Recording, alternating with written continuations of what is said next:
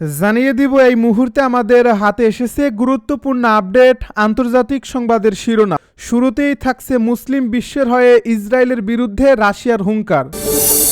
এবারে থাকছে রাশিয়ার হামলার মুখে পিছু হটছে ইউক্রেনের সেনা। আরও জানাবো আইআরজিসি হামাস হিজবুল্লাহর বিরুদ্ধে লড়াইয়ে যুক্তরাষ্ট্রকে সহায়তা করবে সিরিয়া। এদিকে যৌথভাবে সন্ত্রাস বিরোধী মহড়া করল পাকিস্তান ও সংযুক্ত আরব আমিরাত। সব শেষে জানিয়ে দিব গাজা নিয়ে যুক্তরাষ্ট্রের নতুন পরিকল্পনা ফাঁস। এতক্ষণ শুনছিলেন হাতে থাকা আপডেট সংবাদের শিরোনাম, এবারে বিস্তারিত। তবে তার আগে অনুরোধ রইল ভিডিওটিতে একটি লাইক এবং কমেন্ট করে জানিয়ে দিন ভিডিও সম্পর্কে আপনার মূল্যবান মতামত। আরও জানিয়ে দিন ভিডিওটি কোথা থেকে দেখছেন বা কোন জেলা থেকে দেখছেন। মুসলিম বিশ্বের হয়ে ইসরায়েলের বিরুদ্ধে রাশিয়ার হুঙ্কার। মধ্যপ্রাচ্য আবারও তপ্ত। ইসরায়েল ফিলিস্তিন উত্তেজনার মধ্যেই অপ্রত্যাশিতভাবে মুখ খুলছে এবারে রাশিয়া। মুসলিম বিশ্বের প্রতি সমর্থন জানিয়ে মস্কোর করা বার্তা এখন আন্তর্জাতিক মঞ্চে নতুন আলোচনার জন্ম দিয়েছে। এই অবস্থান শুধু আঞ্চলিক নয়, বৈশ্বিক কূটনীতিতেও নতুন এক সমীকরণ তৈরি করছে। আন্তর্জাতিক গণমাধ্যম সূত্রে জানা গেছে, সম্প্রতি মস্কোতে এক উচ্চ পর্যায়ের ব্রিফিংয়ে রুশ পররাষ্ট্র দপ্তর মধ্যপ্রাচ্যের সাম্প্রতিক হামলাকে অগ্রহণযোগ্য বলে উল্লেখ করে। কর্মকর্তারা ইসরায়েলের সামরিক পদক্ষেপকে অতিরিক্ত শক্তি প্রদর্শন হিসেবে চিহ্নিত করেন এবং দাবি করেন ফিলিস্তিনি জনগণের নিরাপত্তা ও মর্যাদা রক্ষায় আন্তর্জাতিক সম্প্রদায়কে সামনে আসতে হবে। রুশ কর্মকর্তারা জানান মুসলিম বিশ্বের দীর্ঘদিনের এই অভিযোগ ইসরায়েলের সামরিক অভিযান, বসতি সম্প্রসারণ এবং মানবাধিকার লঙ্ঘন নিয়ে তাদের অবস্থান আরও দৃঢ় হচ্ছে। মস্কো বলছে, কোনো রাষ্ট্রই আন্তর্জাতিক আইন উপেক্ষা করে একতরফা সামরিক অভিযান চালাতে পারে না। তারা জাতিসংঘকে আরও সক্রিয় ভূমিকা নেওয়ার আহ্বান জানিয়েছে। এই মন্তব্যের পর মধ্যপ্রাচ্যের বিভিন্ন দেশে রাশিয়ার প্রতি সমর্থন বাড়তে দেখা গেছে। তুরস্ক, ইরান সহ কয়েকটি মুসলিম সংখ্যাগরিষ্ঠ দেশ রাশিয়ার বক্তব্যকে সাহসী বলে উল্লেখ করেছে। অন্যদিকে ইসরায়েল এসব মন্তব্যকে পক্ষপাতদুষ্ট বলে দাবি করছে এবং বলছে হামাসের সন্ত্রাসী কার্যক্রম উপেক্ষা করে রাশিয়া আন্তর্জাতিক বাস্তবতাকে বিকৃত করছে। এদিকে প্রত্যক্ষদর্শীরা জানিয়েছেন, গাজা সীমান্তে পরিস্থিতি আরও অবনতি হচ্ছে। হাসপাতাল ও মানবিক সেবার উপর চাপ বাড়ছে। রাশিয়ার হস্তক্ষেপমূলক কূটনৈতিক টোন অনেককে স্বস্তি দিলেও সীমান্তের বাস্তব সংকট এখনও অমীমাংসিত। ওয়াশিংটনে এ বিষয়ে প্রতিক্রিয়া এখনও সতর্ক। মার্কিন কর্মকর্তারা জানিয়েছেন, যে কোনো মন্তব্যই যেন পরিস্থিতিকে আর উত্তপ্ত না করে সেই দিকেই দৃষ্টি থাকবে। বিশ্লেষকদের মতে রাশিয়ার এই হুঙ্কার শুধু মধ্যপ্রাচ্যের জন্য নয়, বৃহত্তর ভূ রাজনীতির জন্য গুরুত্বপূর্ণ। ইউক্রেন যুদ্ধের চলমান চাপের মধ্যেই মস্কো নতুন কূটনৈতিক গণনা শুরু করছে। মুসলিম বিশ্বের সমর্থন নিয়ে রাশিয়া যদি আন্তর্জাতিক অঙ্গনে নতুন জোট তৈরি করতে চায়, তবে সেটি মার্কিন প্রভাব বলয়ের বড় ধরনের চ্যালেঞ্জ সৃষ্টি করতে পারে। রাশিয়ার হামলার মুখে পিছু হটছে ইউক্রেনের সেনা। ইউক্রেনের সেনাবাহিনী বুধবার জানিয়েছে যে তারা জাপরোজিয়া ফ্রন্টের দক্ষিণ পূর্ব এলাকার একটি বসতি থেকে সৈন্য প্রত্যাহার করছে। তবে তারা ওই অঞ্চলে রাশিয়ার অগ্রযাত্রা থামিয়ে দিয়েছে বলেও দাবি করছে।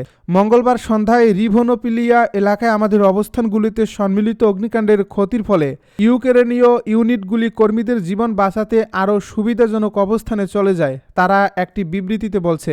বুধবার রাশিয়ার প্রতিরক্ষা মন্ত্রণালয় কর্তৃক প্রকাশিত ইউক্রেনে বিশেষ সামরিক অভিযানের সর্বশেষ তথ্য অনুসারে গত 24 ঘন্টায় সমস্ত ফ্রন্টলাইন এলাকায় রাশিয়ান বাহিনীর সাথে যুদ্ধে ইউক্রেন প্রায় 1150 সৈন্যকে হারিয়েছে।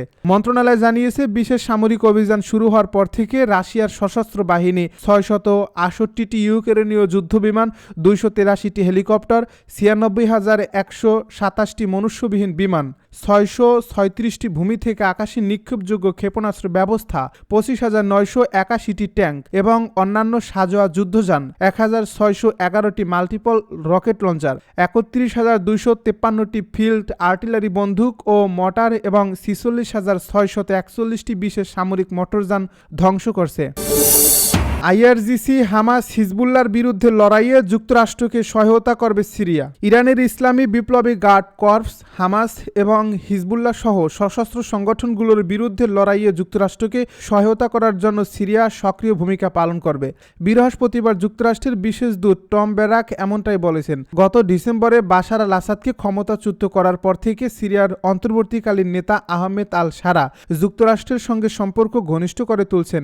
1946 সালে দেশের স্বাধীনতার পর থেকে আল সারাই প্রথম প্রেসিডেন্ট হিসেবে হোয়াইট হাউস সফর করছেন।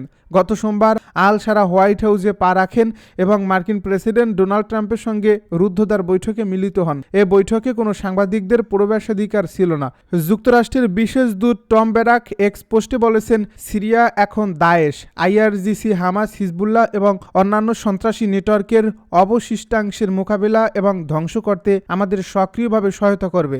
ব্যারাক জানান, তিনি মার্কিন পররাষ্ট্রমন্ত্রী মার্কো রুবিও, তুর্কি পররাষ্ট্রমন্ত্রী হাকান ফিদান এবং সিরিয়ার আসাদ আল শাইয়াবানির সঙ্গে একটি গুরুত্বপূর্ণ বৈঠক করছেন। এই বৈঠকে তারা সিরিয়ার নতুন অর্থনৈতিক, প্রতিরক্ষা এবং নাগরিক কাঠামোতে সিরিয়ান কুর্দিদের ডেমোক্রেটিক ফোর্সকে একীভূত করার পদক্ষেপ নিয়ে আলোচনা করেছেন। যৌথভাবে সন্ত্রাস বিরোধী মহড়া করল পাকিস্তান ও সংযুক্ত আরব আমিরাত। পাকিস্তান সেনাবাহিনী ও সংযুক্ত আরব আমিরাতের প্রেসিডেন্সিয়াল গার্ডের মধ্যে অনুষ্ঠিত যৌথ সন্ত্রাস বিরোধী মহড়া। পাকিস্তান সেনাবাহিনী ও সংযুক্ত আরব আমিরাতের প্রেসিডেন্সিয়াল গার্ডের মধ্যে অনুষ্ঠিত যৌথ সন্ত্রাস বিরোধী মহড়া জালমুত ওয়ান, খাইবার পাখতুনখোয়ার তার বেলায় সমাপ্ত হয়েছে।